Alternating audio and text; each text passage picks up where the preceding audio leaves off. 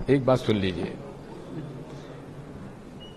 वहां के उस द्वीप पे कोई रहता है क्या? मैं पूछना चाहता हूं।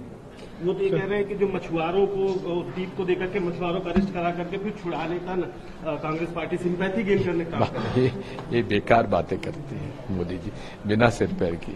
कांग्रेस और इंडी अलायंस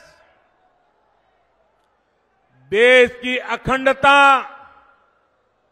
और देश की एकता को तोड़ते रहे हैं।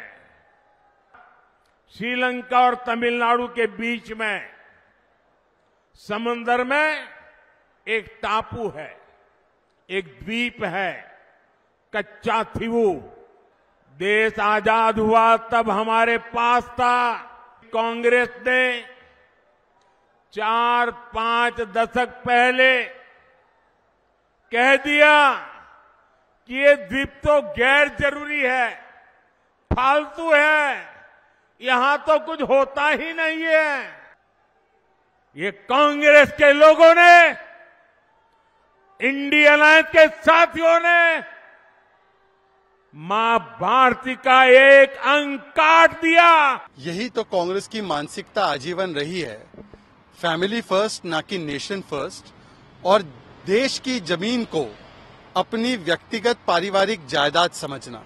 इसी मानसिकता से तो ग्रसित होकर नेहरू जी ने कहा था कि ये कच्चा तीवू का जो द्वीप है इसकी कोई वैल्यू नहीं, ये इनकॉन्सिक्वेंशियल है। इसीलिए तो उन्होंने इसे सौंपने के लिए अपनी हामी भरी थी।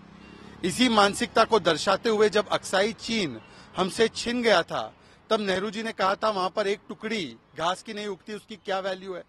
इसी मानसिकता से ग्रसित होकर इंदिरा गांधी जी की सरकार ने कच्चतीव द्वीप श्रीलंका को सौंप दिया, और उस समय करुणानिधि जी की सरकार थी तमिलनाडु में, उन्होंने भी इसमें रजामंदी दी। तो हु डिड इट और हु हिड इट, ये दोनों आज सामने आ गया। और इसी प्रकार की मानसिकता के चलते भारत की हजारों स्क्वायर किलोमीटर की जमीन, चाहे अक्साई चीन हो, चाहे पीओके हो, चाहे कोको आइलैंड हो, ये सारी जमीनें भारत की सौंप दी गई।